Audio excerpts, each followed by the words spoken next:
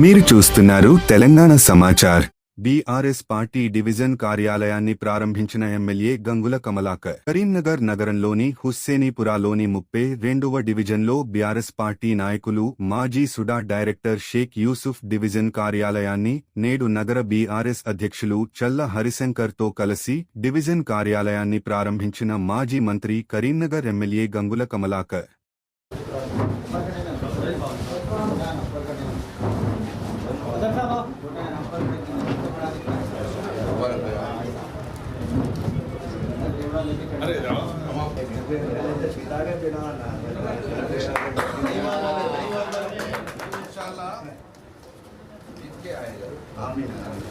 आपका सपोर्ट है तो जीते ना बराबर। यूसुफ भाई को जिता देना ना, यूसुफ भाई अपनी कैसा भी आना ऐसा करना पड़ेगा। भाई उधर जाओ जाओ जाओ इधर थोड़ा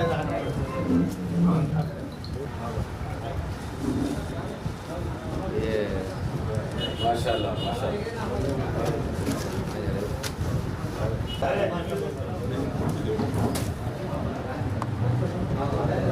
अब ऑर्डर क्या है?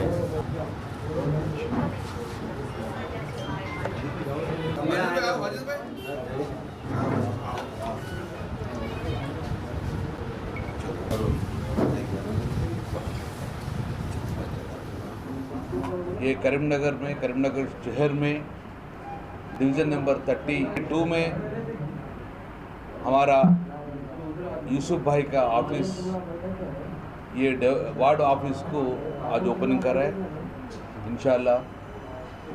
ये इससे पहले भी ये वार्ड ऑफिस से बहुत अच्छा काम करा था, वेलफेयर काम्स करा था।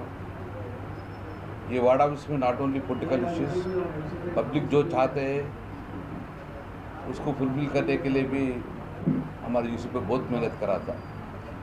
ఈరోజు గౌరవనీయులు హరిశంకర్ గారు టౌన్ ప్రెసిడెంట్ మరియు Jamiluddin garu Zilla Parishad co-option ex co-option member, Shaukat bhai town president, बाबजानी भाई, वाजिद भाई और हमारा टीआरएस पार्टी नेता అందరు కలిసి ఈరోజు యూసుఫ్ భాయ్ ఆఫీస్కి రావడం జరిగింది. ఒక్కటి మాత్రం చెప్పగలుగుతాం, ఈ స్వాతంత్రం వచ్చిన తర్వాత కరీంనగర్ నగరం ఇంత పెద్ద డెవలప్ అయిందంటే బీఆర్ఎస్ పార్టీ ఆధ్వర్యంలో డెవలప్ అయింది. బీఆర్ఎస్ పార్టీ వచ్చిన తర్వాతనే హిందూ ముస్లిమ్స్ అందరూ కలయిక జరిగి ఈ నగరాన్ని కానీ ఈ రాష్ట్రాన్ని అద్భుతంగా డెవలప్ చేసుకున్నాం. తెలంగాణ రాష్ట్రంలో ఇంత గొప్పగా డెవలప్ అయిన సిటీ ఎక్కడ లేదు, ఒక కరీంనగర్ సిటీ. అది సీఎం అసిరెన్స్ నిధులతో కానీ, స్మార్ట్ సిటీ నిధులతో కానీ. స్మార్ట్ సిటీ రావాలంటే ఎలిజిబిలిటీ లేకుండా కేసీఆర్ చేయబట్టి ఈరోజు స్మార్ట్ సిటీ రావడం జరిగింది. సీఎం అసిరెన్స్ కానీ, స్పెషల్ ఫండ్ కానీ తీసుకొచ్చేసి సుమారు 1000 నుంచి 1500 కోట్లతోటి ఈ కరీంనగర్ నగరాన్ని అభివృద్ధి చేశాం. గతంలో ఎవరు కూడా, ఏ ప్రభుత్వం కూడా ఇంత నిధులు తీసుకురాలేదు. మున్సిపల్ నిధులతో పనిచేశారు, మున్సిపాలిటీ నిధులు చేశారు, లేదు. కానీ అన్ని రోడ్లు మొత్తం కూడా ధ్వంసమైన రోడ్లు. ఈరోజు అద్భుతమైన ఇన్ఫ్రాస్ట్రక్చర్ డెవలప్ చేసుకున్నాం.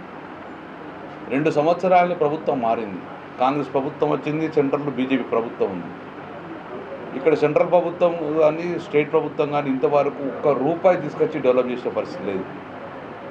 గతంలో టీఆర్ఎస్ పార్టీ తీసుకొచ్చిన నిధులు సీఎం వచ్చేసి 350 కోట్ల రూపాయలలో ఇంకా 70-80 కోట్ల రూపాయలుగా మిగిలి ఉండడంగా ఆ పనులు మొదలు కాలేదు. సో ప్రభుత్వాలు పట్టించుకుంటారు, ఇక్కడున్న మంత్రులు పట్టించుకుంటారు, ఇక్కడ ప్రభుత్వ అధికారులు పట్టించుకుంటారు. 2 సంవత్సరాలే కరీంనగర్ నగరానికి ఒక్క రూపాయి నిధులు రాలేదు. మేము ఇచ్చిన నిధులంగా కంప్లీట్ చేసే పరిస్థితి లేదు. సో డెఫినెట్గా రాబోయే కాలంలో ఈ నగరాన్ని డెవలప్ చేసింది బీఆర్ఎస్ పార్టీ. ఈ నగరంలో గత 10 సంవత్సరాల నుంచి బీఆర్ఎస్ పార్టీ మేయర్గా ఉన్నారు, కార్పొరేటర్ ఉన్నారు, అటు గ్రామ పంచాయతీలో కూడా మొత్తం ఎక్కువ శాతం బీఆర్ఎస్ పార్టీ నిధులు తీసుకురావడం జరిగింది. రేపు రాబోయే కాలంలో మళ్ళీ ఇక్కడ బీఆర్ఎస్ పార్టీ ఉంటేనే డెవలప్మెంట్ అవుతుందని చెప్పి ప్రజలు ఆశిస్తున్నారు. ఇంకా 2 సంవత్సరాల్లో కాంగ్రెస్ పార్టీ ఒక నిధులు తెలియదు, ఇటు బీజేపీ పార్టీ ఒక రూపాయి నిధులు తీసుకురాలేదు. ఎక్కడెక్కడే ఉంది, డంప్యార్డ్ అక్కడే ఉన్నది, పెండింగ్ పనులన్నీ అక్కడే ఉన్నాయి. కాబట్టి మళ్ళీ బీఆర్ఎస్ పార్టీ అవకాశం ఇస్తే, మేయర్ అవకాశం ఇస్తే మొత్తం బ్రహ్మాండంగా మళ్ళీ పాతగా ఎలా పద్ధతి ఉందో అలాగ డెవలప్మెంట్ చేసే బాధ్యత బీఆర్ఎస్ పార్టీ తీసుకుంటుంది. ప్రజలు కూడా 2 సంవత్సరాలు చూశారు, ఏం చేసే అవకాశం లేదు. కాబట్టి మళ్ళీ బీఆర్ఎస్ పార్టీ ప్రభుత్వం వస్తేనే మళ్ళీ ఈ డెవలప్మెంట్ జరుగుతుందని చెప్పి ప్రజలు ఆశించారు. కాబట్టి అందుకే మీరందరూ हमारा मुसलमान भाइयों आप हमारा दुआ दे दो, इंशाल्लाह हम काम करके बताया, इंशाल्लाह आगे भी हम काम करके ही बताएंगे. సో బీఆర్ఎస్ పార్టీ బలపరిచిన అందరిని కూడా గెలిపించాలని చెప్పి మా పార్టీ రాబోయే మున్సిపాలిటీ కొరకు సిద్ధంగా ఉన్నాం. ఇప్పటికే ఇన్ఫ్రాస్ట్రక్చర్ డెవలప్ చేసుకున్నాం. ప్రతి డివిజన్ నుంచి కూడా సెలెక్టెడ్ క్యాండిడేట్ పెట్టుకొని బ్రహ్మాండంగా ముందుకెళ్ళి రేపు రాబోయే కాలంలో ఈ మున్సిపాలిటీలో ఉన్న మేయర్ గత 10 సంవత్సరాలు మేమే డెవలప్ చేసినాం. हमारा హక్కు హక్కుదారులు మేము డెవలప్ చేసింది మేమే హక్కు. కాంగ్రెస్ పార్టీ హక్కు పనిచేయలేదు, బీజేపీ పార్టీ నిధులు తీసుకురాలేదు. తీసుకొచ్చిన టీఆర్ఎస్ పార్టీ రేపు రాబోయే కాలంలో కరెక్ట్గా డెవలప్ చేసేది మళ్ళీ మేమే. కాబట్టి మా అందరు కూడా మళ్ళొక్కసారి అవకాశం కలిపారని చెప్పి జై హింద్, జై తెలంగాణ.